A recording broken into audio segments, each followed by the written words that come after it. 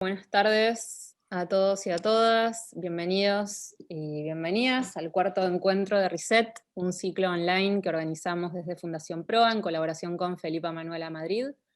Soy Rosario García Martínez y me acompañan en la coordinación Víctor López Umelsu y Natalia Sosa Molina. También está presente Andrea Pacheco, directora de Felipa Manuela. Hoy tenemos el agrado de que nos acompañen Manuela Moscoso y Manuel Segade, a quienes agradecemos muchísimo haberse sumado a este ciclo. En breve mi compañera Natalia los va a presentar en detalle, pero antes quería conversar un poco acerca de presentarles, digamos, el encuentro de hoy. La idea es que podamos reflexionar acerca de las nuevas posibilidades discursivas desde la práctica curatorial, las instituciones culturales y los museos en tiempos de crisis sanitaria. Pensar en cómo la realidad contemporánea invita a problematizar el orden jerárquico institucional, a la vez que exige permeabilidad en temas recurrentes como los planteos feministas, multidisciplinarios, decoloniales. Entonces nos vamos a preguntar qué significa hoy concebir que las instituciones de arte y los museos abandonen los conceptos de centro y periferia en sus prácticas artísticas y expositivas. La notable experiencia de Manuel Segade como investigador, curador y director de programas educativos actualizará estas problemáticas museísticas. En contrapunto, Manuela Moscoso reflexiona desde un punto de vista muy novedoso sobre las nuevas formas de concebir las prácticas artísticas, la historia y las instituciones. Bueno, mi compañera Natalia va a presentar a Manuela y a Manuel, así que Nati, te doy la palabra. Gracias. Dale.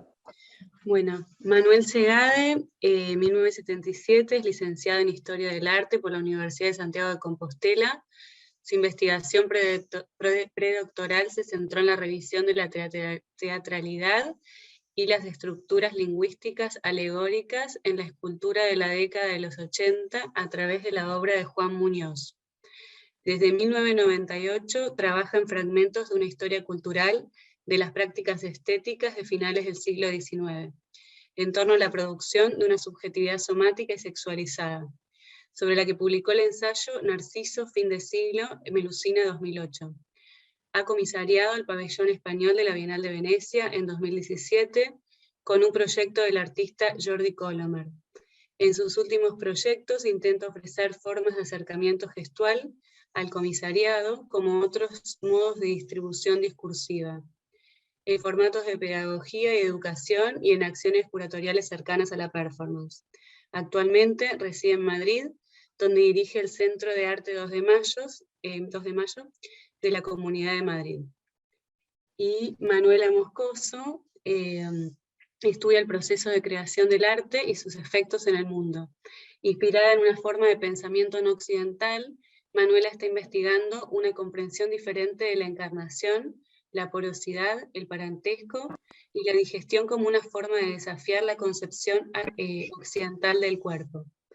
Manuela es la comisaria de la Bienal de Liverpool de 2021, El estómago y el puerto. Hasta 2018 fue curadora senior en Tamayo Museo en la Ciudad de México. Forma parte de Cerigüeya, un programa que activa las relaciones entre el arte contemporáneo y la colección precolombina del Museo Casa de Alabado en Ecuador. En 2014 fue curadora asociada de la Bienal de Cuenca en Ecuador. Previamente, en 2012, fue codirectora de Capacete, un programa de residencia con sede en Brasil, donde también codirigió el programa curatorial Typewriter. Le doy la palabra a mi compañero Víctor, que va a moderar. Sí. Hola, bueno, que nada, les agradezco de nuevo a todos, a los invitados, de nuevo a Manuel, a Manuela, estar presente acá, en este nuevo Reset número 4, donde de alguna forma seguimos planteándonos problemas que ya hemos venido tratando de alguna forma en encuentros anteriores, como el encuentro de la semana pasada, donde tuvimos a Amanda La Garza y a Juan José Santos.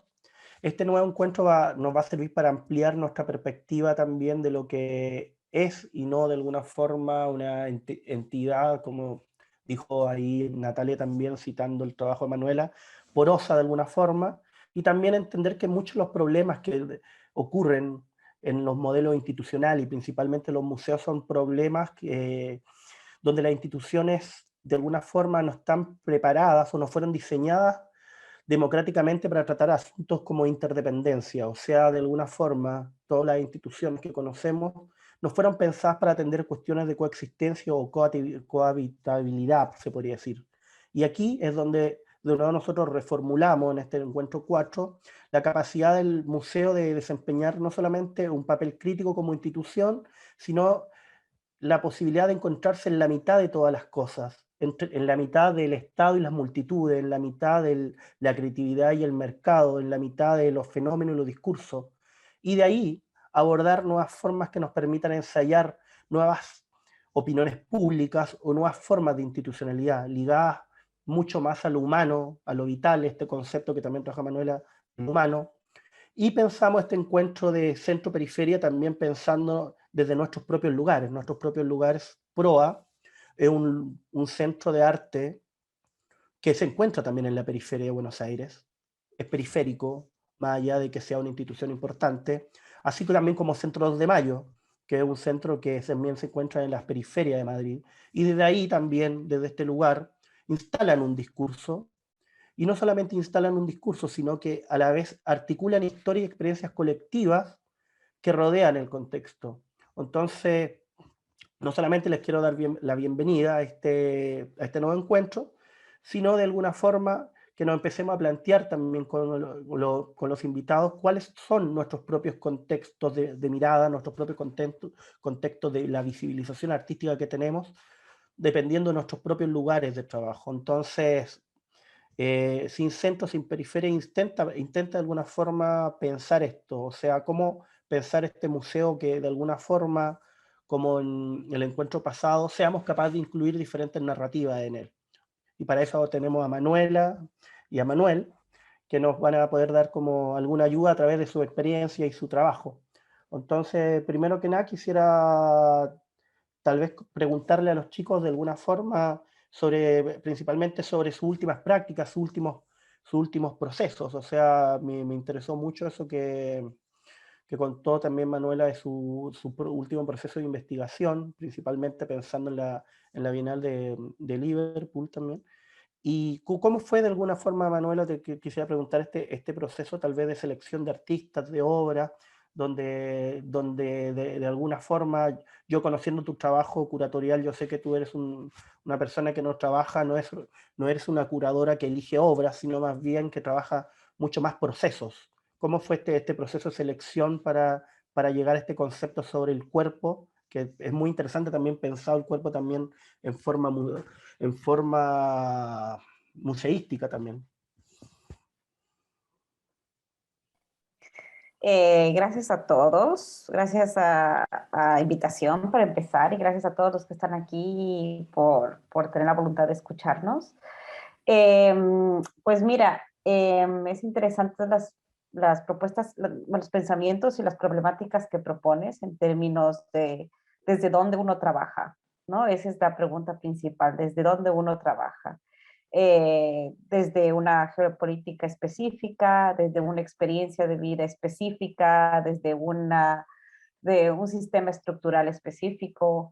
Creo que tener conciencia de todas las condiciones que determinan la forma de trabajo es muy importante para cuestionar ciertas cosas que pueden estar dadas estructuralmente y no necesariamente son condiciones que uno las provoque.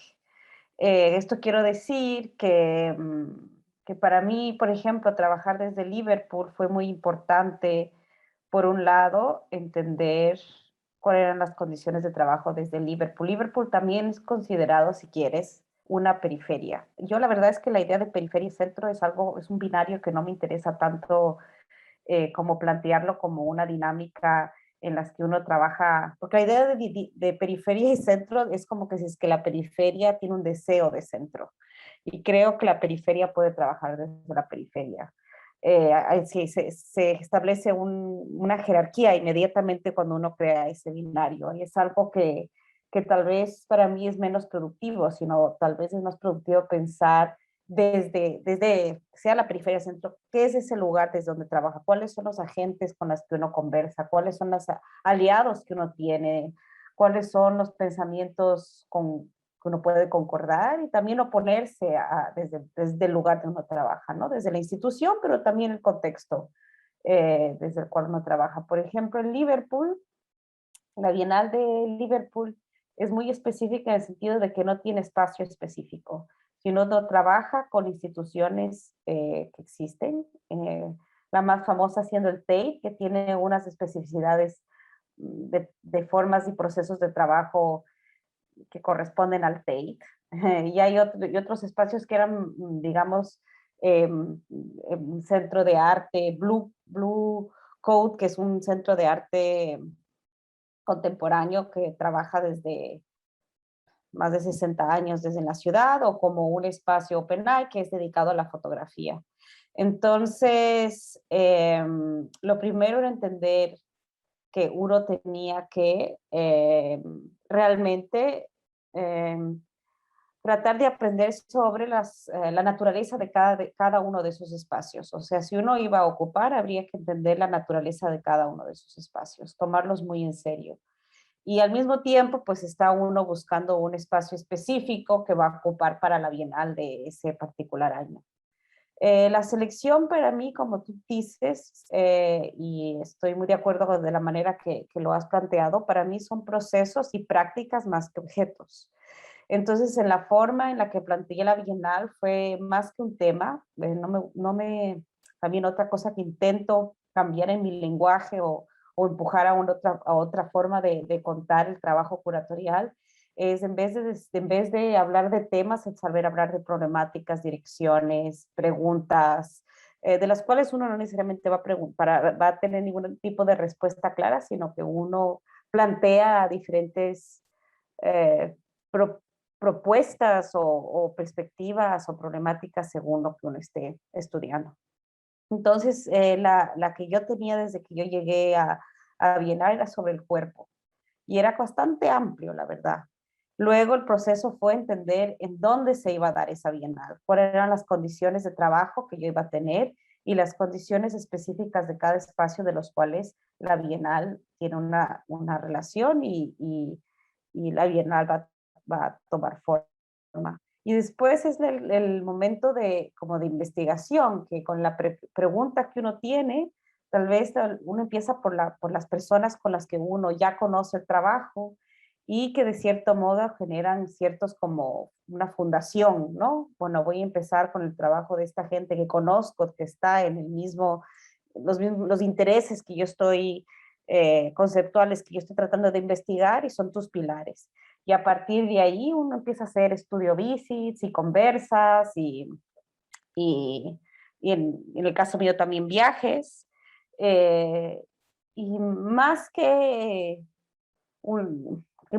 hacer como un marco curatorial que es de tipo, eh, ¿cómo se diría? Paraguas, donde hay una jerarquía del curador que crea un marco y que el tema es un paraguas. A mí lo que me interesa es mucho más hacer un ejercicio desde las prácticas y hacer unas lecturas de cómo se relacionan las prácticas con otras prácticas. Es decir, qué pasa cuando uno pone, digo Diego Bianchi porque estaba en la Bienal y todos los conocen, junto con el trabajo de Camille Henroth, junto con el trabajo de Pedro Neves Márquez, y son ese sistema de relaciones el que me interesa favorecer en términos de lecturas de cuerpos, en términos de lecturas de cuerpos cibernéticos, tal vez.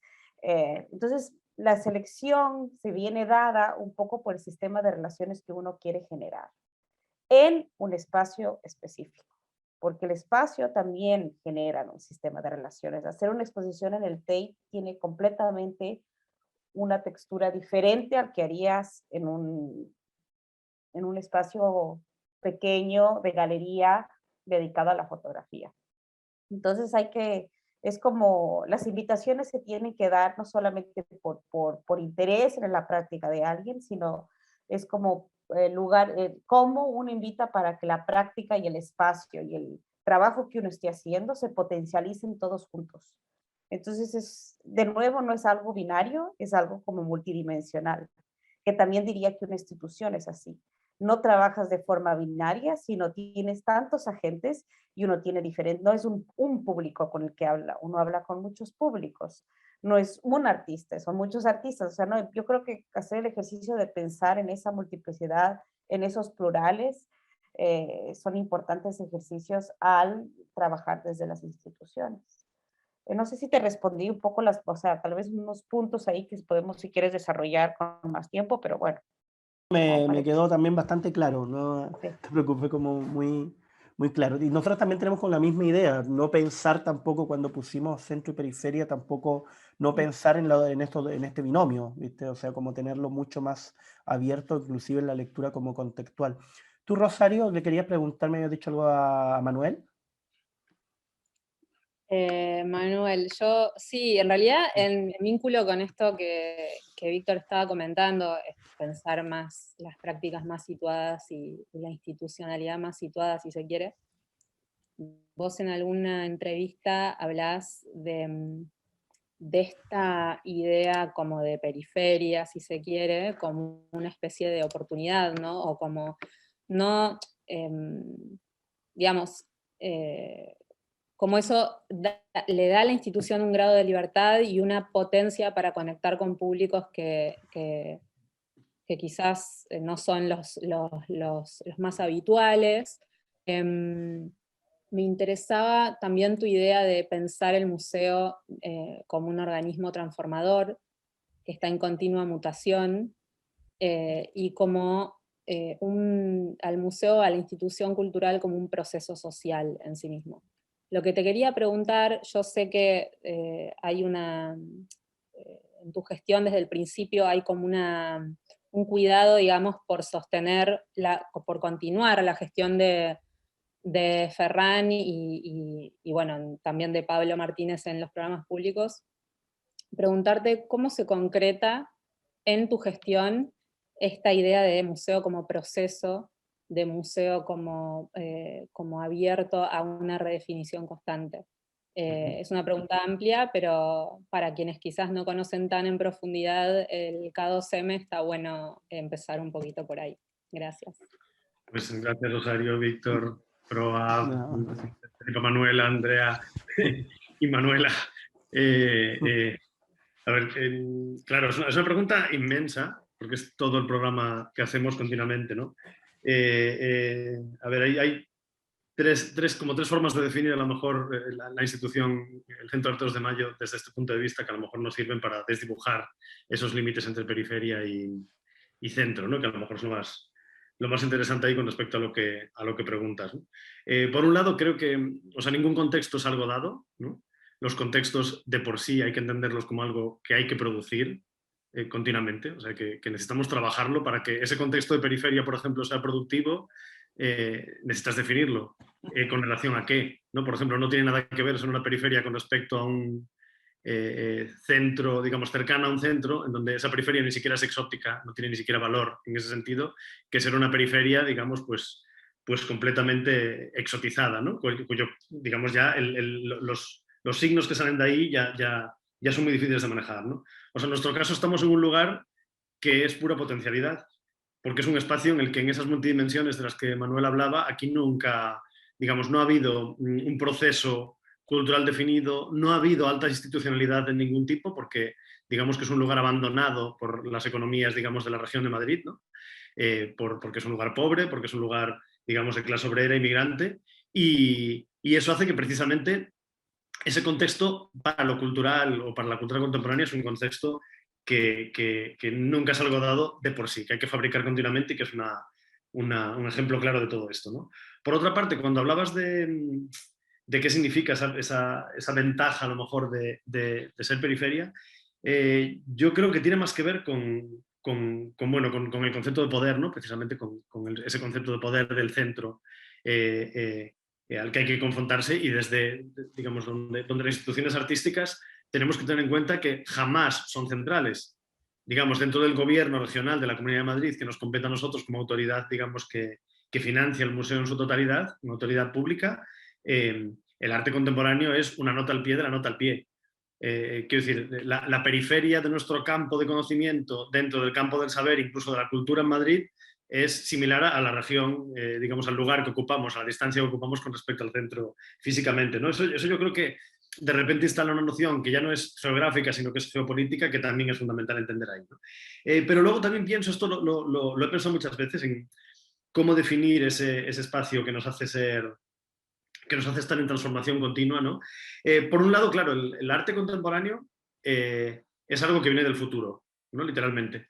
Pues nosotros estamos trabajando con artistas produciendo piezas que no sabemos cómo van a ser ni qué van a necesitar. Ni sabemos los efectos que van a tener, ni sobre el espacio, ni sobre el público, ni sobre, no sé, físicamente, digamos, por ejemplo, los suelos del museo, ¿no? No tenemos ni idea de cómo va a afectar lo que compongamos. Y eso hace que yo siempre insista en esta noción de que cualquier museo de arte contemporáneo, centro de arte contemporáneo, institución dedicada a esto, en realidad es un género de la ficción especulativa, ¿no? En realidad está más cercano a la ciencia ficción que a otro tipo de cosas, porque estamos pensando, nos está influenciando algo que viene del futuro que no sabemos cómo va a ser ya, ¿no? Es como este ejemplo que a mí me gusta mucho hablando de cuerpos, Manuela, que es esta idea de cómo yo muchas veces intento hacer dieta y adelgazar y es mi cuerpo delgado del futuro lo que hace que mi presente cambie, ¿no? ¿Me entendéis? Hay una especie de juego de máquina del tiempo que es lo que está haciendo trabajar esto. Pues en cierto modo nuestras instituciones se mueven en ese espacio de cuerpo transformado continuamente. Y luego también, claro, hay una ansiedad política, una ansiedad incluso de la gente que trabaja con nosotros y de la escena, por ejemplo, en este caso de Madrid, o de toda España, podría decir, en el que, claro, como capital del reino, que nosotros seamos un museo de arte contemporáneo, hace que todo el mundo espere nuestra centralidad también, ¿no? Con lo cual hay una especie de inadecuación entre en el lugar en el que estamos y, ¿no? De cara a la visibilidad. Y eso es súper interesante también porque sitúa a la institución en un marco de duelo continuo, ¿no? O sea, hay una ausencia, una falta de centro, una falta de un espacio de poder que realmente te otorgan pero que no tienes, ¿no? Y eso es verdaderamente fascinante porque me recuerda a todas estas ideas del duelo de Judith Butler, por ejemplo, que son hiperproductivas, que hablan de como cuando tú pierdes a alguien, no pierdes a alguien fuera de ti, ¿no? Que en realidad es un duelo, el duelo que se produce es un duelo por una relacionalidad de tu definición de ti mismo, de ti misma, ¿no? ¿Entendéis? ¿No? Que no pierdes algo externo. Esta institución no está perdiendo algo externo. Absolutamente, desde el momento que se fundan donde está, empieza ese camino en el que se tiene que encontrar continuamente, ¿no? Y ese desvío está produciéndose, digamos, en todo el rato. Y claro, no voy a entrar en muchos proyectos, pero sí es importante lo que decías, cómo se traduce esto a la realidad física. Pues mira, hay un proyecto que llama acupuntura, que es literal, ¿no? Que consiste en ir mutando el espacio continuamente, con el arquitecto Andrés Jaque y su estudio que se llama Oficina para la Innovación Política, Office for Political Innovation, y cómo digamos, empezar a transformar la arquitectura en fases, a veces incluso con el propio museo abierto al público, y se producen transformaciones, se producen pequeños cambios, que vienen a solidificar, digamos, funciones que el museo tiene, ¿no? Cosas que ya están pasando y que ya afectan a cómo utilizamos los espacios, de repente se convierten, se consolidan como arquitectura, ¿no? Pero una arquitectura que también, insisto, es continuamente modificable porque va a depender de lo que el museo vaya necesitando en cada momento, ¿no? En vez de hacer una reforma general, es ir afectando los espacios y mantenerlos en ese estado que creo que también es interesante de arquitectura pobre o de mala arquitectura, ¿no? El edificio es un edificio que no es un edificio grandioso ni está muy bien, es más bien erróneo en casi todos sus aspectos, ¿no? Y eso es fantástico, porque eso permite todo el rato estar, digamos, ejerciendo modos de cura, ¿no? O sea, si llamamos acupuntura, lo llamamos como, era la broma de quitarle el dolor a ese cuerpo del edificio continuamente en diferentes puntos, ¿no? Pero también de repente generar un espacio de bienestar que yo qué sé, pues que puede generar corrientes de energía que transforman otros, ¿no? Creo que ese es el proyecto que más identifica esto de lo que estabas hablando, Rosario, pero también es verdad que, o sea, todo lo que hacemos, por ya lanzar un titular para lo que venga después que os queréis preguntar, todos los procesos de trabajo, sean en exposiciones temporales, sean con la colección, sean en proyectos educativos o en yo qué sé, en programas de performances, todos los trabajamos como una especie de línea de investigación, ¿no? O sea, unas líneas de investigación que se van atravesando unas a otras y que realmente, por esa posición ventajosa periférica, nos permiten hacer ensayo-error, ¿no? O sea, aquí podemos estar haciendo un proceso de experimentación continua que a lo mejor en otros lugares, pues fundaciones privadas, etcétera, no hablo de Proa, podrían no tener por qué ocurrir, ¿no? Porque el deber de lo público en este caso es precisamente proteger esos procesos experimentales, o así lo entendemos desde aquí, ¿no? No tenemos que hacerlo seguro, sino generar ese espacio en el que la gente pueda, con perdón, estrellarse cogiendo carrerilla, ¿no? Y aquí se produce un lugar muy especial, ¿no? Porque efectivamente cada proyecto, en cierto modo, para el que invitamos a alguien de fuera, porque normalmente nuestros comisarios o comisarias son externos en casi todos los proyectos, esto permite que continuamente todo lo que pasa tiene efectos institucionales, ¿no?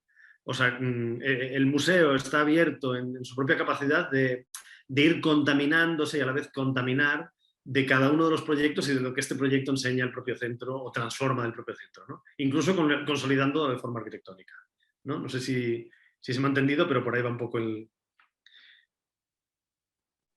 Gracias. Es muy interesante esto que decís de que el museo se deja atravesar todo el tiempo por lo que el museo mismo propone, o sea, porque es como ahí hay un movimiento que por lo general el museo propone algo, pero después eso no le afecta a su propia institucionalidad. En ese sentido es interesante ese movimiento, ¿no? de trabajar hacia el afuera, pero después repensar el mismo espacio y la misma institucionalidad. A mí me interesaba, no sé si Víctor querías compartir alguna pregunta, pero sí profundizar un poco en la línea de investigación misma que tiene la institución en relación a una propuesta bastante reciente, que es el Departamento de Investigación, Datos, Documentación, Cuestionamiento y Causalidad, un título fascinante, que está coordinado por Sergio Rubira, que se define como una estructura efímera, intermitente, que se constituye como un espacio para el estudio y la investigación colaborativos sobre la institución museo y también para pensar por qué se le llama museo al Centro de Arte 2 de Mayo, ¿no? Me interesaba un poco que profundices en eso y que lo cuentes, porque todo lo que creo que hay como una responsabilidad, si se quiere, en las instituciones hoy en día, de pensarse y constantemente redefinirse ante todas estas problemáticas que rodean, ¿no? No solamente la periferia, sino otras cuestiones, museos mismos que quedan en lugares más centrales, también está bueno que suceda. Así que bueno, eso, que cuentes un poco esa experiencia. Pues mira, ahí el DIC, o sea, quiero decir que sus siglas las leemos así, con toda la mala pava, creo que cualquiera que sepa inglés sabe lo que estamos diciendo ahí, ¿no? Pues el DIC, este departamento, funciona como un... o sea, se llama departamento literalmente porque es un departamento externo. O sea, los departamentos son lo interno del museo, ¿no? Y sobre todo en lo que se refiere a una colección, ¿no? Cuando hay una colección, la colección es lo que está dentro, lo que el museo guarda, de lo que el museo sabe más, ¿no? Es como... que digamos en español siempre hablamos de conservadores, ¿no? Los que se ocupan de una colección.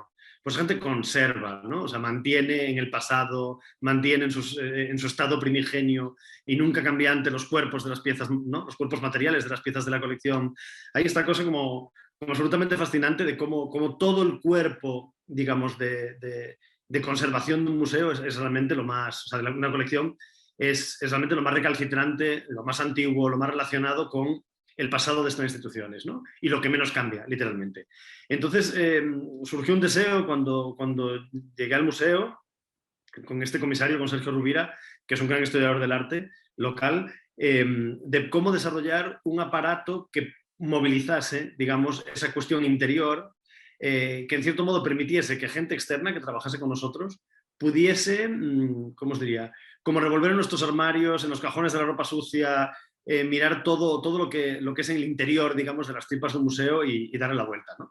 Y entonces lo que hicimos fue crear este departamento, que el nombre tan bonito, la verdad, es el nombre de una tarjeta de Seth Siegelaub, de este comisario de arte conceptual, que detestaba el nombre comisario, entonces en sus tarjetas inventaba departamentos que dirigía, ¿no? Y capacidades posibles, como esto de causalidad, que es fantástico, ¿no? Y entonces, bueno, pues tomamos el nombre de ahí para hablar precisamente de cómo inestabilizar la colección generando una especie de máster informal, ¿no? Una paraacademia, en la que el producto, digamos, el proceso de trabajo es convertir la colección no en objetos, sino en sujetos que sean permeables y que a través de una serie de participantes externos al museo, pues son estudiantes de Madrid, artistas, digamos, de muy diversas edades, pues un grupo de 12 personas que bueno, llevamos haciéndolo casi ya, creo que es la tercera edición, ¿no?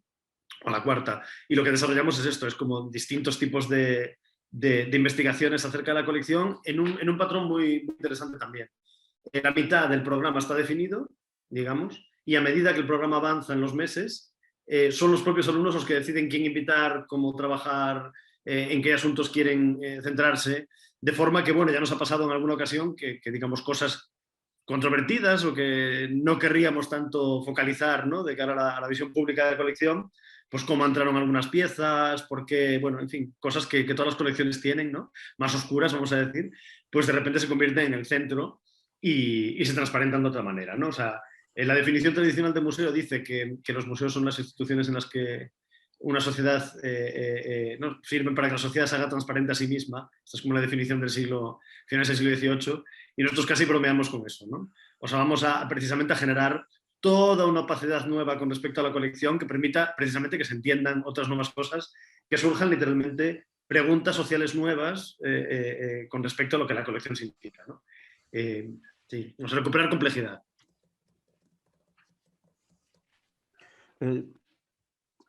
Perfecto.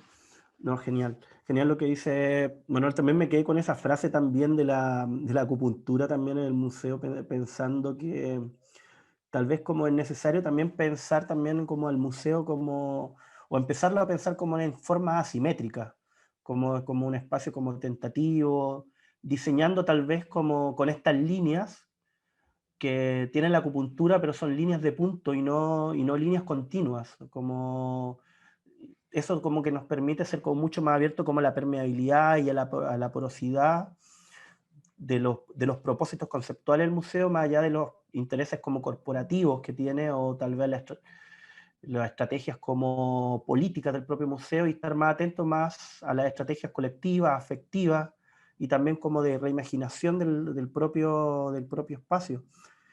Tenía acá a Andrea Pacheco, también la directora acá de Felipa Manuela, quería hacer una pregunta, Rosario. También estaba acá para comentar. Hola, hola, buenas noches Manuel, Manuela, y buenas Hola, tardes Andrea. por allí. Perdonadme que estoy sin cámara, pero bueno, creo que ya nos hemos ido acostumbrando a tantas marcianadas que esta será una más. Pues gracias Manuel y Manuela por acompañarnos esta tarde. Yo también me ha costado mucho poder seguir todos los encuentros, pero este desde luego no me lo quería perder, y voy a plantearles dos preguntas bastante concretas que incluso luego las voy a escribir ahí por el chat. Para poder ampliar un poquito la conversación. En primera instancia, Manuel, he recordado ahora que siempre es bonito hacer un poquito de mirar hacia atrás, ¿no? Y he recordado una entrevista que te hice hace 5 años para la revista Artishock, cuando recién llegabas a dirigir el Centro de Arte 2 de Mayo. Yo estaba volviendo a vivir en Chile. Tú venías de vivir en Francia. Era un momento muy particular de la ciudad de Madrid, muy diferente al que vivimos hoy día. Y recuerdo que una de tus frases estrellas que yo utilicé como título de esa entrevista fue: quiero reivindicar una baja institucionalidad, ¿no? Ya hablabas en aquel momento del museo como un cuerpo, de sus órganos, de cómo querías trabajar también desde la esfera más afectiva, ¿no? de ser un director de museo cercano, muchas cosas que tenías, que eran deseos, que eran intenciones, y que yo creo que se han ido cumpliendo, y que pues soy testigo de que ha sido algo que realmente hemos podido ver con claridad en tu gestión, ¿no? Entonces te quería preguntar cómo vives esa intención, ese deseo de hace 5 años en el Madrid actual, en esta ciudad, en este país, en este planeta que está cambiando de forma vertiginosa, ¿no? ¿Qué significaría hoy, a fines de 2021, una baja institucionalidad? Esta es una pregunta para ti, Manuel, ¿vale? Y una pregunta para Manuela, que me gustaría darle ahora a ella el pase, y si quieres ya la pongo por ahí escrita en el chat para Manuel. claro, es una práctica curatorial la tuya, Manuela, que también está, como decía Víctor, como en un cuestionamiento constante, ¿no? En repensar muchas cosas. Y una cosa que me gustaría, si nos puedes compartir, es cómo, qué es lo que te está interesando hoy día, qué es lo que te está apasionando hoy día de trabajar con artistas, porque yo creo que también este proyecto y este programa de Reset tenía la intención de pensar también la práctica curatorial como algo que se puede estar reiniciando de manera constante, ¿no? Entonces, ahora que decía y hablaba Manuel sobre los artistas, sobre el arte como algo que viene del futuro, estaba pensando como también en este carácter casi como transtemporal, ¿no? De una especie como de puerta al pasado y al futuro, ¿no? Como un túnel del tiempo, que a veces son las obras de los artistas, ¿no? Que lo mismo te conectan con el pasado que te conectan con el futuro. Entonces, para ti hoy día, ¿qué es lo que te está apasionando? ¿Qué es lo que te está interesando en este momento puntual? O sea, quiero ir a la cosa muy coyuntural, muy de este momento que estamos viviendo. Y qué es lo que te está interesando y quitando a veces el sueño en el trabajo con los artistas.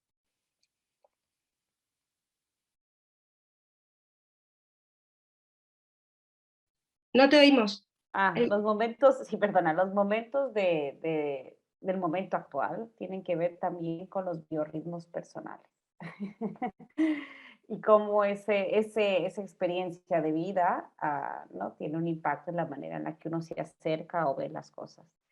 Entonces, mira, la forma en la que yo trabajo, cómo yo entiendo justamente la práctica curatorial y mi relación con la práctica artística, es que de cierto modo empiezan a ocupar literalmente mi cuerpo. Es casi como un ritual, si quieres, de candomblé, que es como que empiezo a tener todos estos espíritus dentro de mí, ¿sabes? Duermo con ellos, vivo con ellos, porque como decía Manuel, uno trabaja para el futuro. Entonces, por ejemplo, la Bienal de Liverpool fue un proyecto que duró 3 años por motivos obvios, y fue un proceso mucho más largo de lo que generalmente tiene la intensidad y un poco la adrenalina bienal, lo cual mantuvo todos estos cuerpos dentro de mi cuerpo. Entonces, y yo para poder tener una relación con, como lo que tú dices, lo más coyuntural, lo que he tenido que hacer durante los últimos 3 meses es como un duelo, que dice Manuel, es como sacarte, alejarte de todas esas prácticas un poco, dejar que todas estas prácticas dejen de ser parte de ti, porque forman parte de ti de una manera muy intensa. Y lo que ahora estoy dedicada estoy muy dedicada a hacer la escucha y no tanto hablar, porque también eso es lo que el proceso también curatorial de un proyecto tan grande es que al final uno habla muchísimo. Y en el caso de una bienal sin artistas, pues no solamente tenía todos los artistas dentro de mi propio cuerpo, sino que prácticamente tenía que hablar por ellos, porque no estaban allí, ¿no?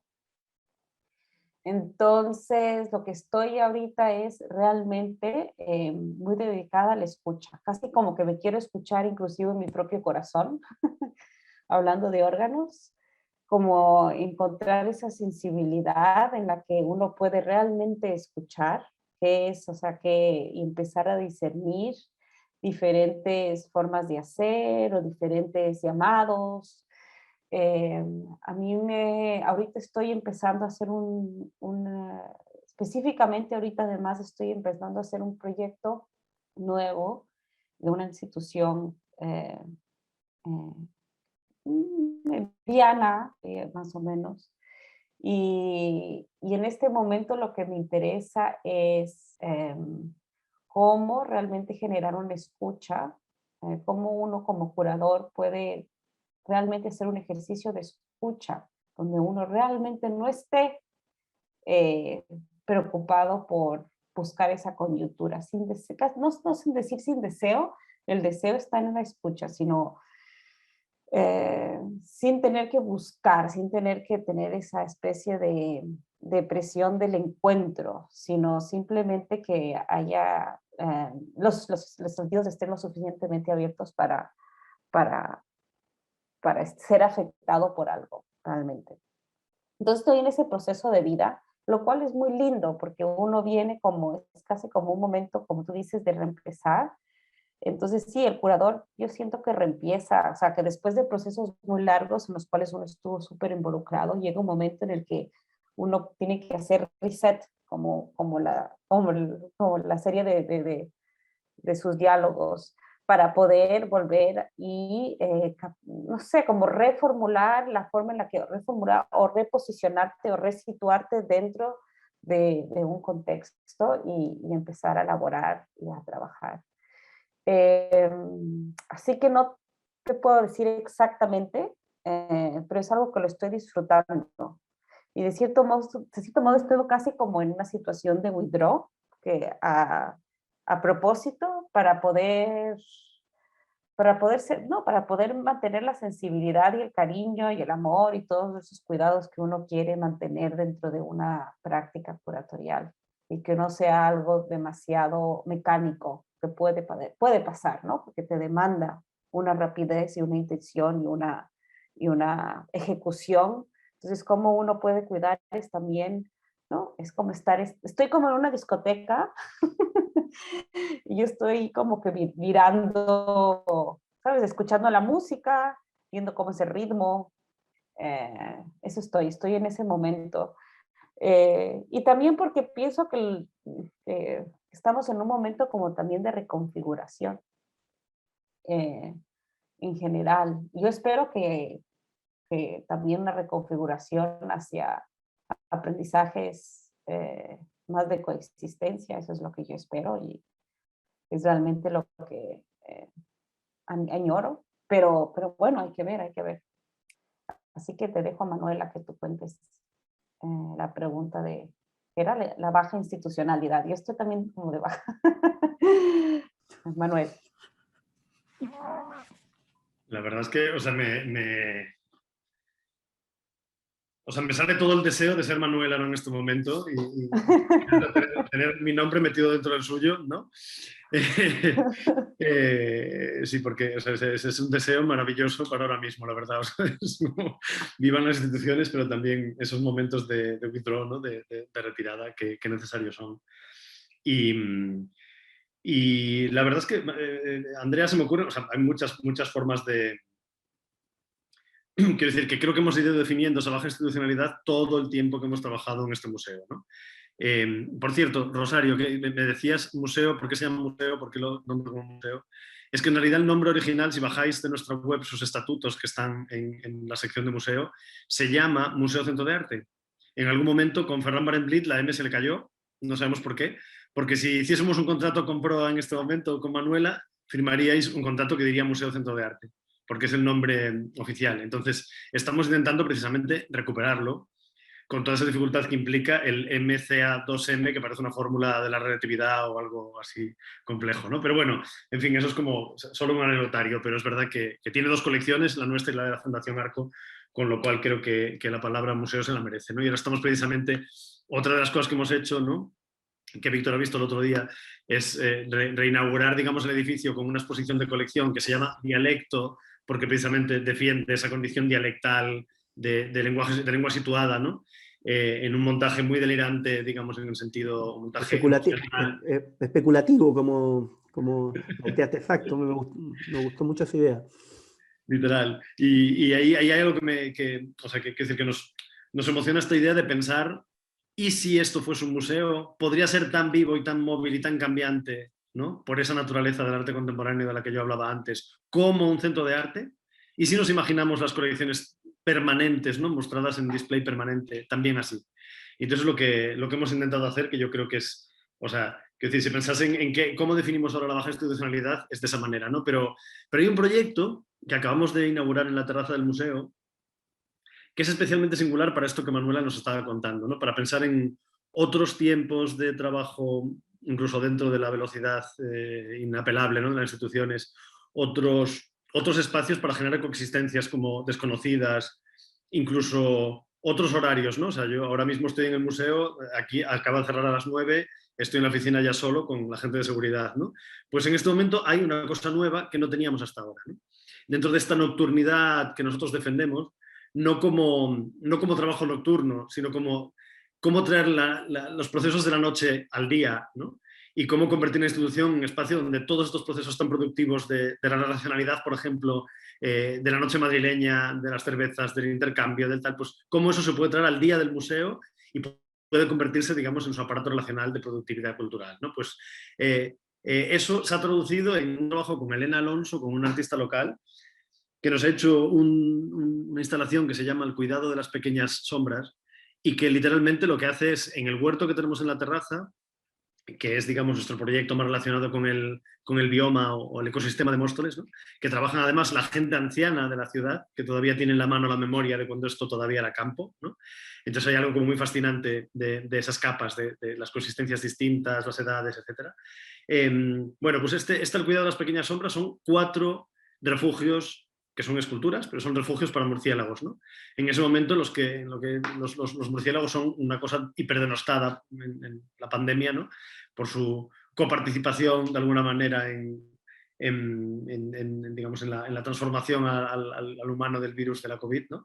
Pero hay algo como súper fascinante en esa idea de cómo de golpe ya tenemos unos animales que localmente ya existen, que ya forman parte del ecosistema y que son fundamentales, por ejemplo, para el control insecticida, etcétera, para la vida de otras especies, que su guano es fundamental para, digamos, el desarrollo de algún tipo de plantas. Bueno, pues de repente esto tienen un lugar en el museo en el que pueden estar, pueden no estar, pueden venir, pueden no venir, ¿no? Hay un espacio que está destinado a ellos, pero que bueno, pueden poblar en algún momento o no hacerlo, ¿no? Porque precisamente también es interesante que esta especie no anida, es una especie nómada que solo, digamos, se detiene en un momento determinado para determinadas funciones en estos refugios, ¿no?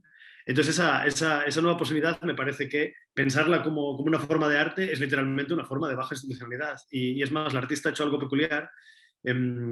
Vamos, cualquiera puede mirar ahora en Google nuestro edificio y tiene un color muy peculiar, ¿no? Que se diferencia por completo de los edificios que tiene alrededor, un color turquesa extraño.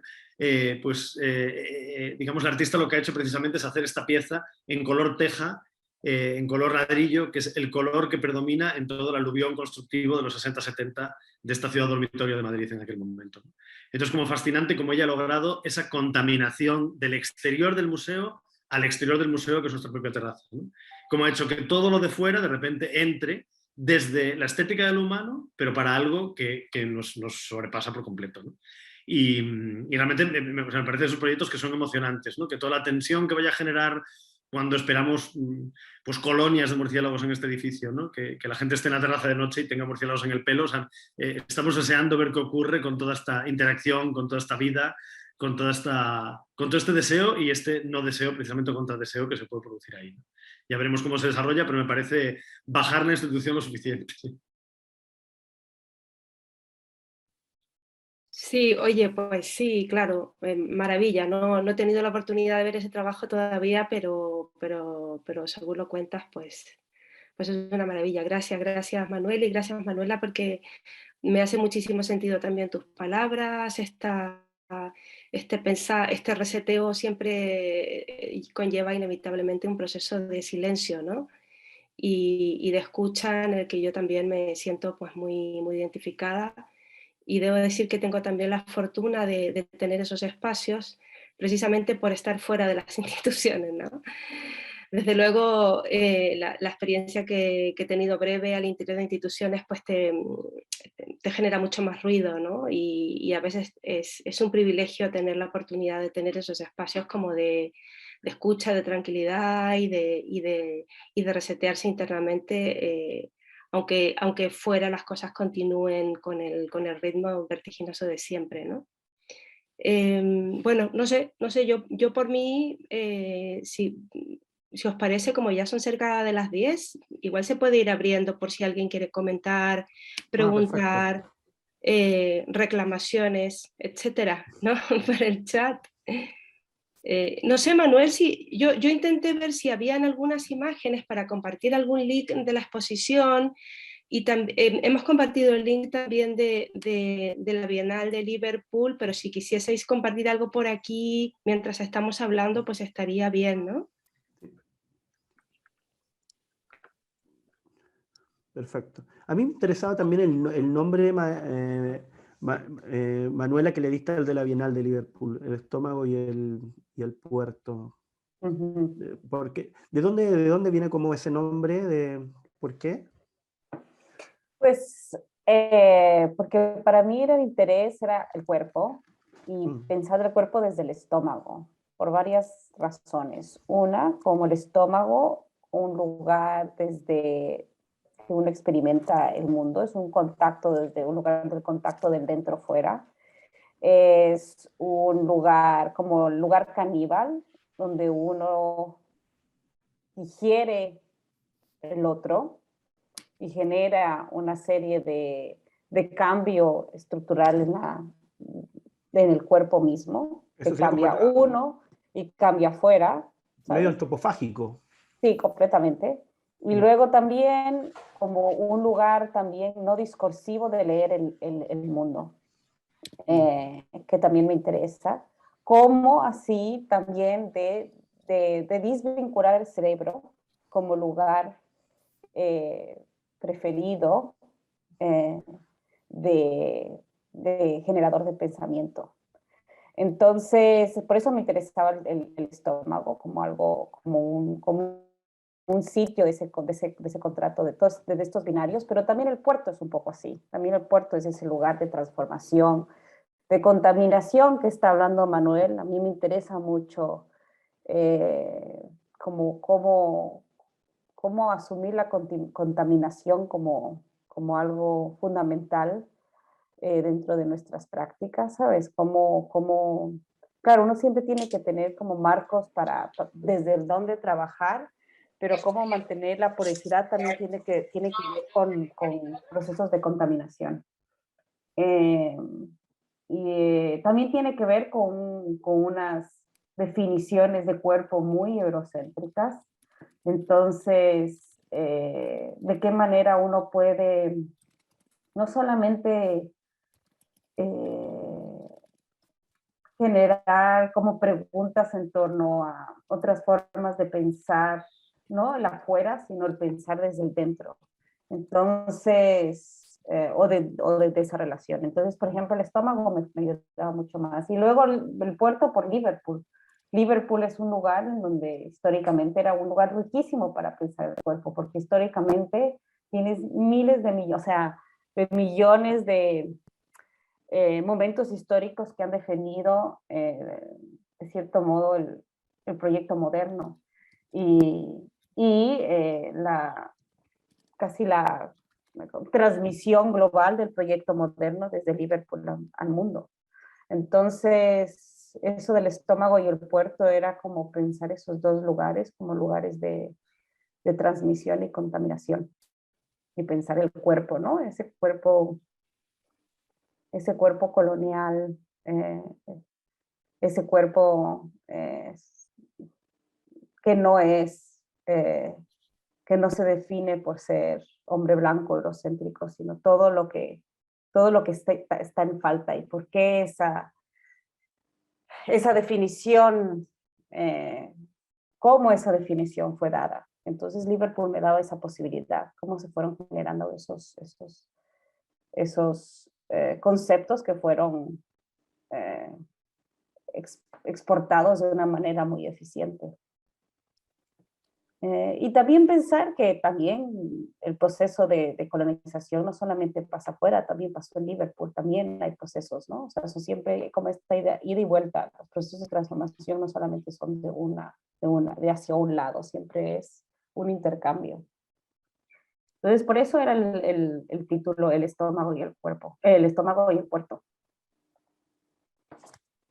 Yo pensaba en esto que comentabas y que vos también, digo, en la Bienal propones repensar este concepto de humanidad, ¿no? Vinculado a una humanidad eurocentrista, o sea, esta idea de que el humano básicamente es blanco, es europeo, etcétera, y pensaba el tema del puerto en relación a Argentina. Argentina tiene un proceso inmigratorio fundamentalmente a fines del 19, principios del 20, fundamentalmente europeo, digamos, Italia y España, pero también tuvo un proceso inmigratorio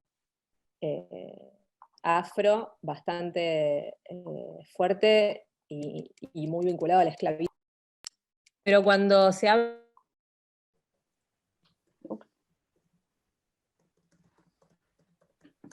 Sí. ¿Se cayó?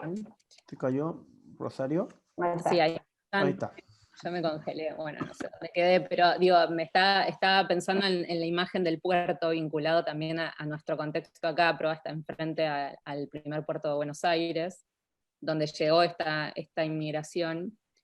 Y como en el discurso, digamos, popular, se habla de inmigración aquí como inmigración europea. Entonces, a nivel histórico y a nivel popular en general se olvida esa inmigración, esa otra inmigración, que no fue la inmigración europea, porque no era considerada humana, básicamente, ¿no? Como el concepto de humanidad excluye también de la historia, de la memoria, esas otras personas que también formaron parte de lo que fue en ese momento un proceso de transformación poblacional muy fuerte, ¿no? Acá sobre todo hablo de Buenos Aires, que es una ciudad portuaria también como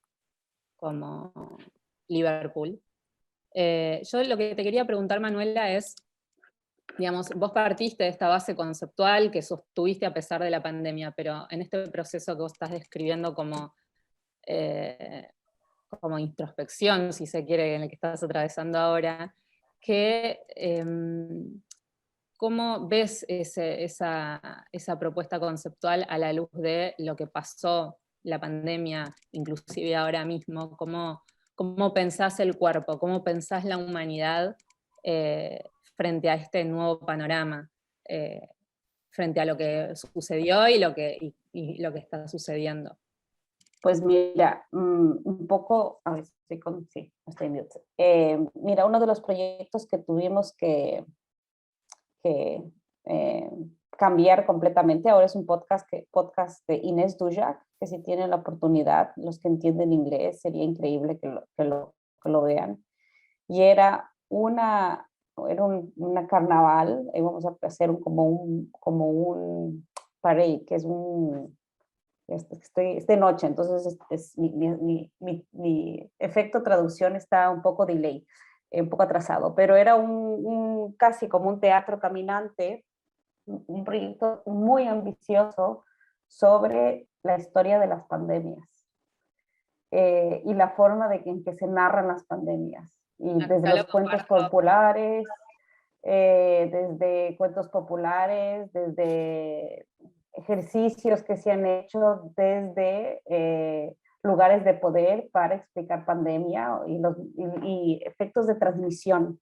Y obviamente tuvimos que no a realizarla, porque imagínate en medio de la pandemia, no que no solo podíamos tener gente una al lado de la otra, sino hacer como una especie de carnaval. No sé si están familiarizados con el trabajo de Inés Dujak, pero va a ser un carnaval con bastante sentido del humor, pero bastante obsceno, sobre las pandemias, o sea, imposible, nos cerraban. Así que yo creo que por un lado no hacía falta, o sea, el cambio es, digamos, de mundo que hemos todos experimentado en los últimos 2 años, no es algo que debería sorprendernos tanto en el fondo. O sea, si hablamos de cuidados, ¿no? Un poco lo que nos ha sucedido es una falta de cuidado terrible. De esa codependencia que todos tenemos hacia los unos a los otros y hacia las cosas y hacia todo, ¿no? Entonces, y creo que como todo este run sobre ideas de transmisión, ideas de contaminación, en contra de ideas de lo puro, en contra de ideas, ¿no?, estructurales en términos de la racialización de los cuerpos, de la feminización de los cuerpos, son todos proyectos que van ya muchísimos años, no es algo que nos ha, ¿no?, proyectos de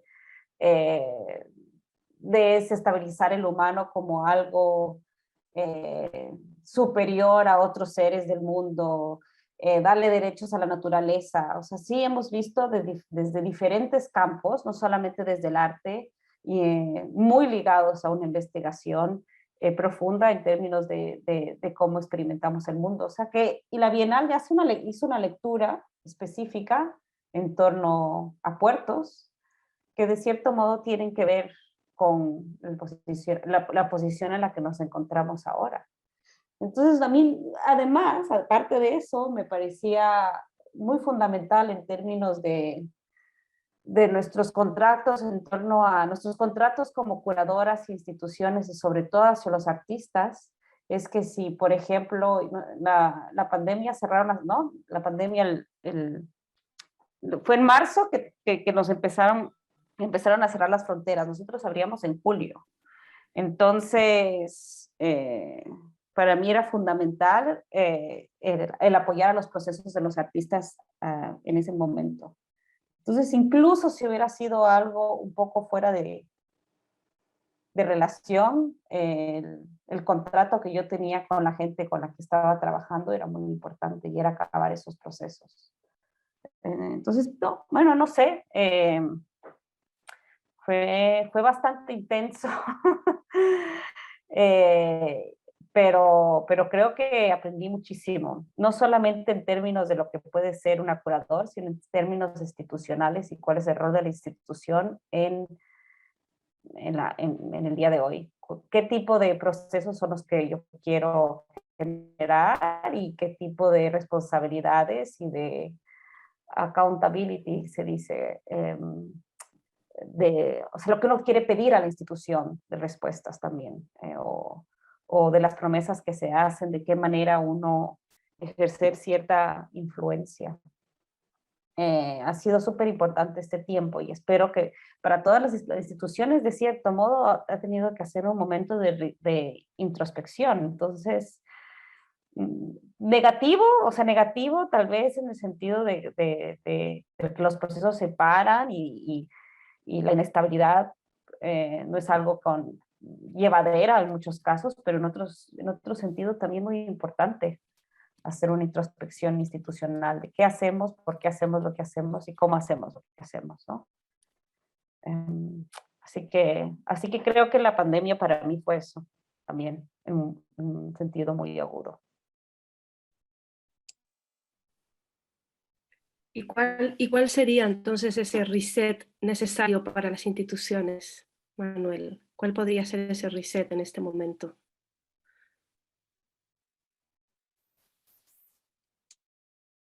Francamente no lo sé, no tengo ni idea. O sea, yo no... Quiero decir, nosotros hemos hecho siempre, cada vez que hemos tenido una crisis en el museo, crisis en el Departamento de Educación por pérdida de personal, doblamos la programación de educación del museo. Quiero decir, siempre hemos hecho lo contrario de lo que aparentemente, ¿no? Cada vez que intentamos que por una crisis nos tengamos que detener, en realidad lo que hacemos es lo contrario. Quiero decir, es verdad que no es algo que se pueda sostener siempre, eternamente, pero nos parece fundamental, pues yo qué sé, pues por ejemplo, en cuanto al año pasado todo tenía que parar, efectivamente todo tenía que parar y era bueno que parase. A la vez, aquí necesitábamos pues, que los artistas cobrasen algún dinero por lo que estaban haciendo. Pues yo qué sé, por ejemplo, nos inventamos un proyecto que se llamaba 1,5 metros, como la distancia obligada de seguridad, ¿no?, entre los cuerpos, y que consistía en que, digamos, una llamada de atención sobre cómo los artistas tenían que hacer cosas para las programaciones, y las programaciones que se estaban haciendo online en todos los centros del mundo, que sabéis como aquella enorme polémica en la que la gente no estaba cobrando por lo que estaba haciendo online, ¿no? Entonces lo que decidimos fue pagar al menos la cuota de autónomo, que es lo que en España, digamos, te permite mantenerte como independiente, básicamente, mantener al menos las condiciones de seguridad social, digo, de sanidad pública, etcétera. Pues nos dedicamos a eso, a repartir dinero entre casi todo el mundo, con lo cual tuvimos un trabajo triple en vez del trabajo habitual, ¿no? Porque eran proyectos a mayores de las exposiciones que estaban cerradas en curso en el museo. Pero, quiero decir, no sé si confío en la desaceleración. Creo que hay otras formas de pensar en este tipo de trabajos, ¿no? Pero vamos, tampoco creo en una multiplicación acelerada de todo sin ningún tipo de sentido y como ir hacia adelante, ¿no? Pero bueno, que es muy complejo pensar ahora cuál puede ser el parón. O sea, nosotros hemos decidido, por ejemplo, eso, repensar esta idea de museo, que creemos que precisamente en la lentitud que pide la pandemia, tener una sola exposición en todo el centro, para no contar la historia del arte local, romperla con respecto a patrones pues, habituales o cánones que no tienen sentido, volver a discutir las presencias y las impresencias, pues de racialidades, de géneros en la colección. Nos parecía que era un momento perfecto para hablar de todo eso, ¿no? Pero sobre todo es verdad, yo pensaba ahora, y estaba haciendo, o sea, yo soy muy analógico, perdonadme, pero estaba haciendo esta mierda de dibujo, perdón, y estaba pensando precisamente en cómo estás, ¿no? Esto que estoy dibujando en realidad ¿no veis las dos rayas? Es lo que pienso siempre de cuando intento definir qué hacemos con la institución, qué tipo de estructura de apoyo necesitamos que la institución sea, o sea, cuál es el espacio base, o sea, lo mínimo, el mínimo institucional al que no podemos renunciar, ¿no? Aunque bajemos a todo. Y pienso en este ejemplo que me acompaña todo el rato, desde hace 20 años creo, que es el del cartón corrugado, ¿no? El cartón corrugado, lo conocéis, es cualquier cartón, cuando te llega ese paquete de no sé dónde, te llega ese paquete con cartón corrugado, cuando coges una caja de cervezas de cartón, es cartón corrugado. Y el cartón corrugado tiene esa característica de que es así de fino, ¿no? No es nada, son unas líneas muy finas de cartón, que la única diferencia, lo que hace que sea corrugado, estas finas líneas de cartón no sujetarían nada, pero de repente tienen el corrugado interior, lo veis, en zigzag, que toca, digamos, distintos puntos de las otras líneas de cartón, y esto de repente ya sostiene lo que quiera que pueda sostener, ¿no? Hasta el punto que la física lo permita. Pero aquí hay algo fascinante, ¿no? Para que este cartón sostenga, tienen que haber esos espacios que identifico con algo que lo que decía Manuel ahora, que son esos espacios de funciones del cuerpo, esos intersticios que llama la ciencia, no, que llama la biología, perdón, que son esos espacios vacíos, pero que son vacíos estructurales necesarios para las funciones de ese cuerpo. O sea, quiero decir, si no tuviéramos espacios intersticiales entre los órganos, las funciones entre nuestros órganos se confundirían, ¿no? Cuando se nos acuchilla, se nos abre el cuerpo, se nos atraviesa, pues precisamente no solo nos morimos de hemorragias, hay primero una incapacidad de nuestros órganos de funcionar, ¿no? Y precisamente eso, ¿no? Cuando pienso en el museo, en cuál es el aparato digestivo del museo del que hablaba Manuela, ¿no? ¿Dónde están los gases malolientes del museo? ¿Cuáles son los aparatos, digamos, del cerebro del museo, que a lo mejor están fuera del museo? Son, ¿no? Yo qué sé, a lo mejor son como los hongos o son micelios que salen de la estructura del propio museo y es una inteligencia que está fuera. ¿No? Estas estructuras, esto de cómo recuperar esta estructura de apoyo, cómo generar esos espacios de cartón corrugado, donde los vacíos, por ejemplo, como decía Brian Masumi, a lo mejor es que son los elementos que están entre los puntos que conectan una red, ¿no? Que esos son los afectos, literalmente, ¿no? Como los define él. Pues se me ocurre que aquí hay muchas cosas que pensar y que repensar, precisamente en todo lo institucional que nunca definimos, ¿no? Definimos el personal, definimos los salarios, definimos una serie de cosas, pero luego hay esto casi como no verbal y coexistente, ¿no? Casi como ese bioma del propio espacio de producción de cultura contemporánea que creo que todavía es algo que nos va a dar mucho que pensar y en donde creo, y esto es lo que confío ahora trabajando desde donde estamos, Manuela, Andrea, con respecto a lo que decías de la situación, por ejemplo, política en Madrid actual, pues mucho más hostil, mucho más difícil a cuando yo llegué, pues se me ocurre que es la única lección que instituciones como la nuestra podemos aportar precisamente al mundo de las instituciones en grande, ¿no? A esas instituciones que no están en el arte contemporáneo y que son importantísimas y que todavía funcionan en unos antiguos regímenes que no queremos, ¿no? Pues ahí quizá ese ensayo institucional que nosotros podemos hacer, ese pensar futuros de otras maneras, o otros tipos de cuerpos, o otros tipos de espacios vacíos que nos conecten, creo que, vamos, es mi esperanza de que eso sea fundamental, pero claro, pues es una esperanza quizá un poco demasiado esperanza, ¿no? También estaba pensando un poco con lo que estás diciendo, Manuel, la idea del reset institucional. Yo creo que, o sea, es que la institución tiene que tener como un equilibrio entre estabilidad, tiene que tener un tipo de estabilidad para poder hacer esa especie de soporte a los procesos de los que uno hace, ¿sabes? Porque uno o sea, no es que uno personalmente, sino la organización, la institución, es un grupo de personas, ¿no? Es un organismo, un ente que tiene que tener cierta estabilidad para poder generar esos apoyos, esas líneas de investigación, esos cambios, inclusive esos cuestionamientos, tiene que haber algún tipo de estabilidad. Creo que, y ideal que tengan una memoria institucional, generar una memoria institucional donde, o sea, que el órgano también tenga una memoria. O sea, lo que es más triste de cuando suceden los resets es que cuando el edificio se vuelve vacío y no hay memoria, no hay cuerpo, no hay, ¿sabes? No hay, o entra uno en unos edificios increíbles y no hay fricción, no hay, o sea, porque no hay. Entonces, para mí es súper importante en ese sentido como la idea en serio, de lo espiritual de los sitios, ¿no? De generar esa memoria y mantenerla. Y creo que el reset institucional tiene que ser un reset siempre, o sea, cuando hay reset completo puede ser lo peor porque es como empezar desde cero algo que ya pueda podido tener una historia que puede ser mal o bien. Hay que, ¿no? Hay que mantener esa especie de memoria institucional, porque si no es como que todo el tiempo estamos luchando en el mismo sitio, ¿no? Y especialmente, como tú decías, la organización o una institución cultural también responde, es un agente bastante más poderoso, es un agente organizado que representa también de cierto modo a un colectivo cultural que tiene la capacidad de diálogo con esas otras instituciones para hacer cambios o no cambios o mantener una cultura más plural o una cultura financiada o una cultura, o sea, también ejerce esa, como tú decías, que es muy importante, pero para eso necesitas estabilidad también, ¿no? O sea, ser poroso y estable, ¿no? Ser cuestionado, pero estable, ¿no? Es como una especie de bipolarismo muy loco, pero es necesario, yo creo, también, ¿no? Bueno, perdón que te interrumpa, pero efectivamente es como Sí, un cuerpo en sí mismo, ¿no? Esa sí. porosidad es la que tienen los cuerpos, esa circunstancia en la que los virus, por ejemplo, transforman por completo incluso Uh-huh. la producción genética del cuerpo, ¿no? Hay algo que queda del virus y que estructuralmente lo transforma, ¿no?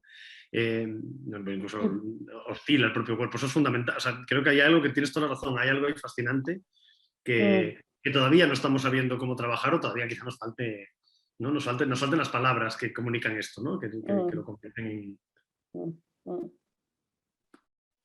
Una cosita más, solo por agregar, y oye, qué bien, qué buena conversación, porque de pronto se te dispara la cabeza a pesar de la hora, ¿no? Pero solo por agregar una cosilla de lo que estáis comentando y luego ya sí podemos, si queréis, pasar a las preguntas que se han compartido aquí en el chat. Claro, esto que acabas de decir, Manuela, estas instituciones limpias, pulcras, ¿no? Cuya arquitectura te pone en un lugar que es como una suerte como entre un aeropuerto y una clínica estética de lujo, ¿no? Esta cosa séptica, ¿no? Y cómo conseguir que esos flujos, que esos hedores, me ha gustado también mucho esa imagen de los gases, ¿no? De los gases putrefactos de esos cuerpos que están por ahí, ¿no? Y de qué manera eso también forma parte del relato de una institución, ¿no? Aparece. Sí, pues quizás con esto tiene relación, Manuel, con lo que has dicho al principio de la presentación del Centro de Arte 2 de Mayo, como también haciendo mención a la dificultad que siempre tiene una institución de arte contemporáneo entrar, digamos, como competir, digamos, con otro tipo de instituciones culturales y lo difícil siempre que es atrapar presupuestos y públicos y quizá tiene que ver con este carácter también un poco aséptico, como esta imagen de sitio tan pulcro, ¿no? Que a veces hay algo ahí que quizá está equivocado, ¿no? Y que igual es una oportunidad de repensar y yo creo que lo que estáis haciendo en 2 de mayo, no tuve la oportunidad de ver la Bienal de Liverpool y me habría encantado porque seguramente me habría interesado muchísimas cosas de lo que allí se presentó, ¿no? Pero me quedo mucho con los gases, con los hedores, con eso que está por ahí y que sí que habla de a lo mejor algo que está enfermo y que hace falta limpiar, pero a lo mejor no forma parte de ese proceso vital, ¿no? Nada, así un poco, bueno, pues por comentar cosas que habéis estado diciendo. No sé si Rosario, Víctor, ¿queréis comentar algo más o pasar a los comentarios del chat? Sí, ahora vamos a pasar a los comentarios, pero también me quedaron dando vuelta mucho las ideas también que se plantearon, inclusive el dibujo de Manuel también, pero pensando también como en este tipo de institucionalidad, justo también ahora que vi el dibujo de Manuel y después lo que comentó Manuela, estaba viendo un programa de televisión, suena tonto lo que voy a decir, pero vi como lo que era la arquitectura japonesa y lo que ellos definían como arquitectura del duelo, y me llamó mucho cómo lo describían. Ellos describían que para los terremotos, para los grandes sismos, generan un tipo de estructura que incluye la grieta, incluye la fractura, la grieta dentro de la estructura.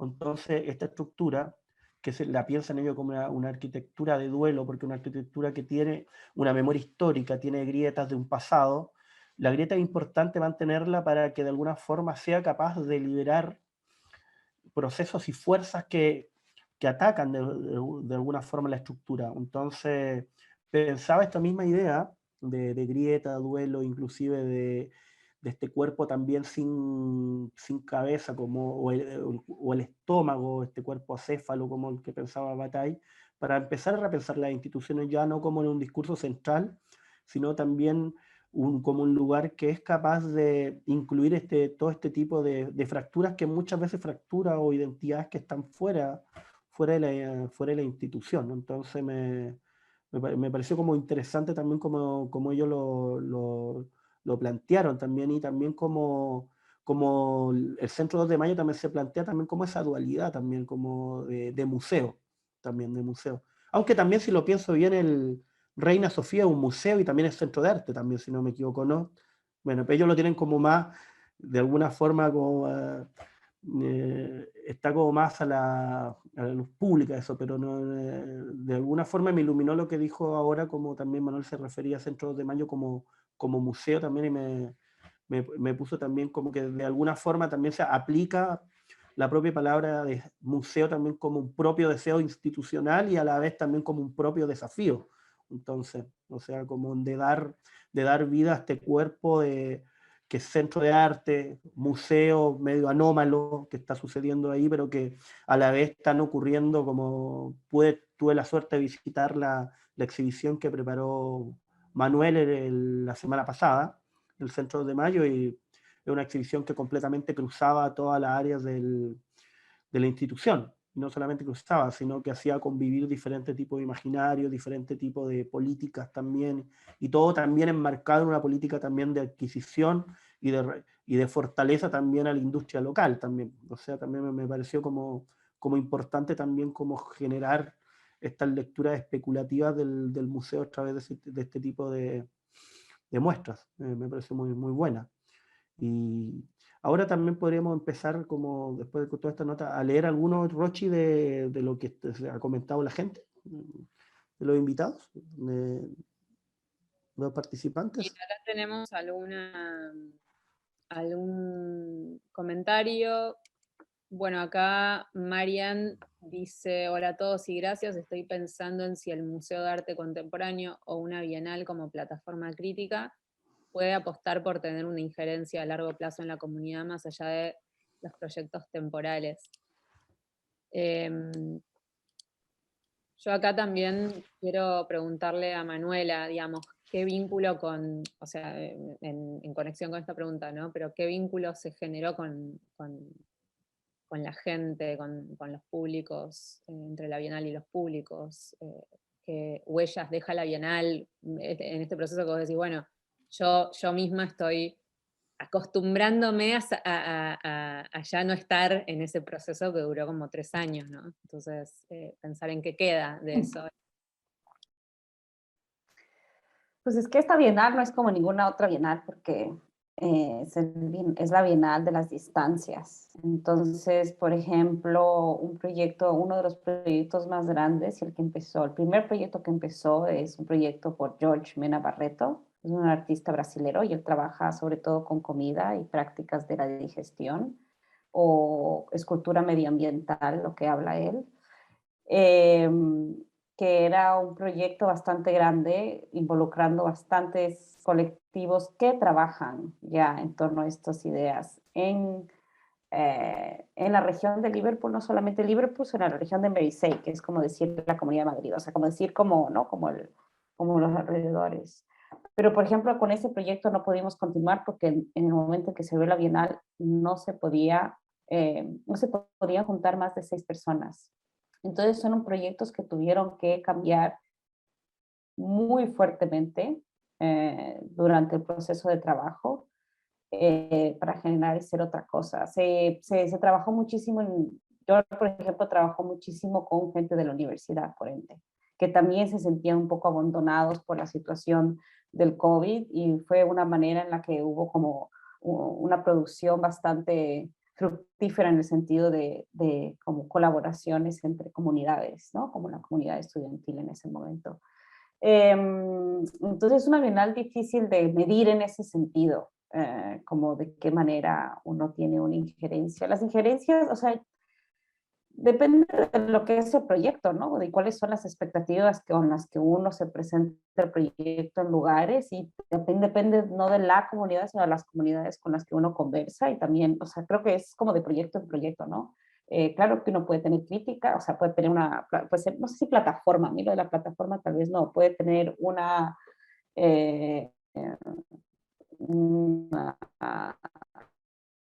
comunidades de las cuales tienen injerencia, pero depende del proyecto y cómo se genere y cómo se mantenga. Pero en la Bienal todos nuestros proyectos sociales tuvieron que ser. Yael Davis trabajaba con un grupo, por ejemplo, de mujeres que son familias que no son la familia nuclear de padre, madre, hijo, sino es un grupo de mujeres que se ayudan entre ellas. Trabajamos 3 años con ellas, pero a la final era muy difícil porque todo eran clases sománticas, era muy difícil poder mantener una relación a posteriori porque tenía que ver con cuerpos y tenía que ver con estar juntos y tenía que ver, pero lo mantuvimos online hasta lo que más pudimos, o sea que es una bienal que es en el sentido de tener una conversa sostenida con las comunidades era muy difícil porque todo el mundo estaba en una situación de aislamiento.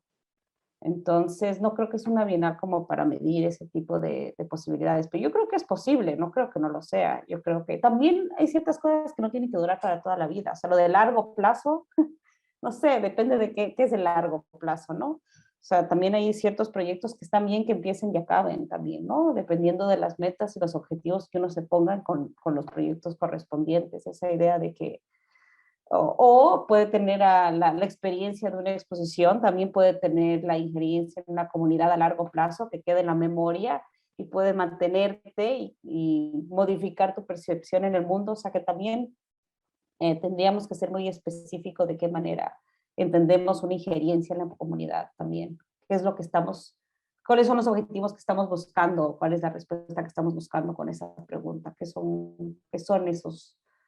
es esa injerencia, ¿no? Para mí, para poder tal vez hablar concretamente de proyectos específicos.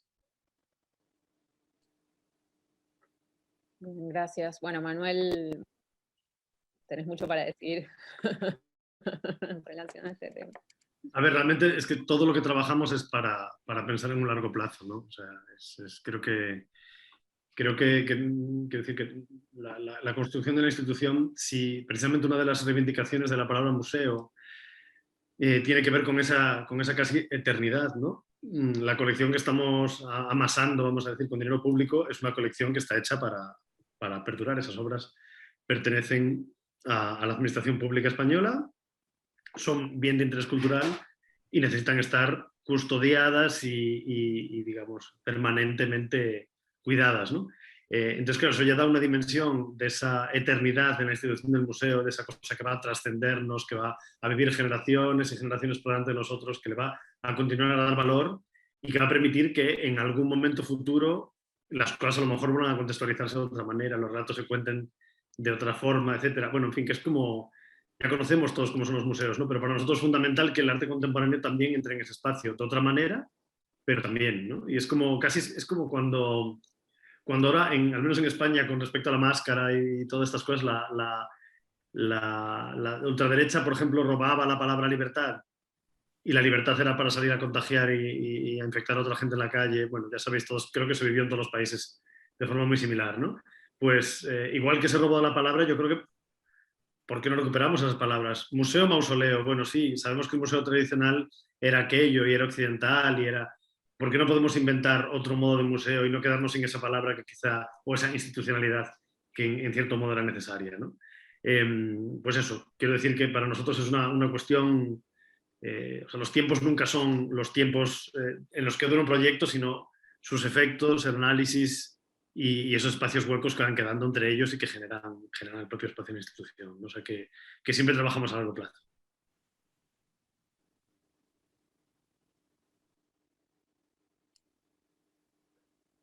Gracias, Manuel. Bueno, no sé si hay alguna pregunta más, alguien que quiera agregar algo.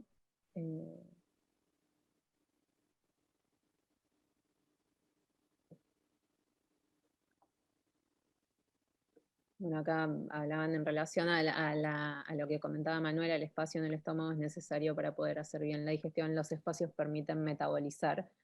Y yo acá lo conecto un poco con el espacio en términos de espacio institucional, cómo metaboliza, en relación a esto que comentabas, Manuel.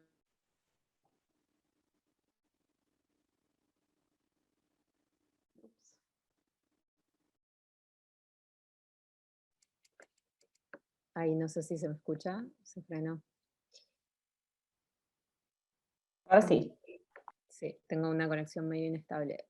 No, de cómo las instituciones artísticas en algún punto se pueden operar como un modelo institucional general, en el sentido de esta idea de metabolizar aquello que nos rodea, que pasa en el exterior, ¿no? Y de alguna manera eso habla de, bueno, de una voluntad, sí, de flexibilizarse y de abrirse a los procesos externos.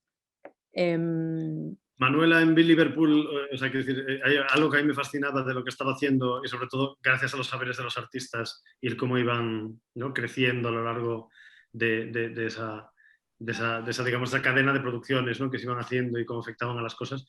Me encantaba esa idea de que en realidad, o sea, digamos, en cierto modo nada era fijo, todo era cambiante y todo tenía, digamos, la potencialidad en formar parte de ese gran cuerpo común, ¿no? Y ahí hay algo como absolutamente necesario y, es decir, pensar en un largo plazo es pensar en un cuerpo que no sobreviva, ¿no? O sea, es que literalmente pienso en esto y creo que es algo fundamental que Manuela en toda su intuición lo estaba construyendo de una forma natural, ¿no? Y con los saberes de los artistas, que eso es algo como un espacio de generosidad que yo creo que ya te marca una pauta de institución totalmente distinta, ¿no? O sea, de una imaginación radical que es la que tenemos que aplicar en todo lo que hacemos. Por eso es modélico, por eso debería ser modélico con respecto a otros ámbitos institucionales. Lo que quería decir en respecto a lo de el largo plazo, o sea, creo que sí, uno trabaja con la intención de crear efectos, ¿no? Pero de nuevo tiene que ver que uno es parte de una institución, como curador o como director o como uno forma parte de un organismo que no es uno. Entonces, a largo plazo, no para mí, sino a largo plazo en términos de organización. Y hay veces que uno como que hay que hacer ese ejercicio de separación en términos desde la perspectiva que sea. Pero también tiene que ver, creo que lo de largo plazo tiene que ver con, para mí a veces, y por eso me resisto, tiene que ver con una especie de dirección lineal del tiempo que, ¿sabes? Como que es como que tú dices para siempre, que es como, uff, no, o sea, sí, claro, uno como organismo quiere que, por supuesto, uno trabaja para que las cosas continúen a pesar de uno, ese es el objetivo, ¿no? O sea, uno le da una dirección, pero uno no es fundamental, o idealmente uno puede construir una organización en los cuales continúen a pesar de uno. Eso es como algo fundamental en términos de lo que hablamos de la sostenibilidad de una organización cultural y también de las propias vidas que puede tener la organización y también de las transformaciones que son absolutamente necesarias en las organizaciones también, como para, ¿no? Como para reformarse dentro de las diferentes condiciones que uno puede estar en diferentes momentos de la historia. Pero también al mismo tiempo esa idea, creo que tal vez para mí es a veces como que el para siempre tal vez es una aspiración también, creo. La aspiración es como, ¿no? Uno se casa para siempre, pero oye, ¿sabes? Como que luego, bueno, no sé, el poliamor tal vez es un modelo más interesante.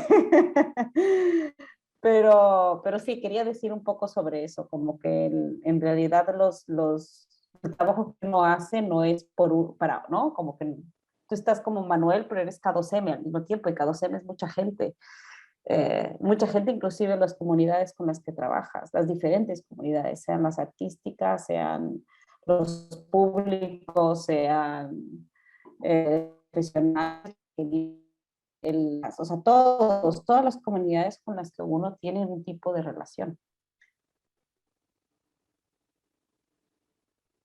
Pero bueno. Sí. Gracias, Manuela. Y Manuel, bueno, no sé si alguien quiere agregar algo más, Andrea, Víctor, para ir cerrando.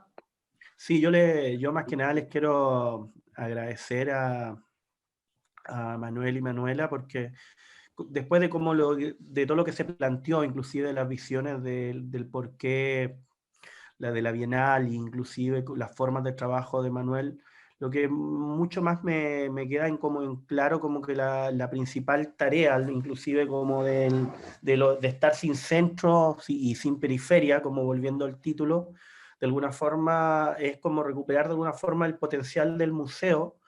No recuperar, porque yo creo que está, sino como reivindicar su potencial como político, como se puede decir, como espacio de transferencia.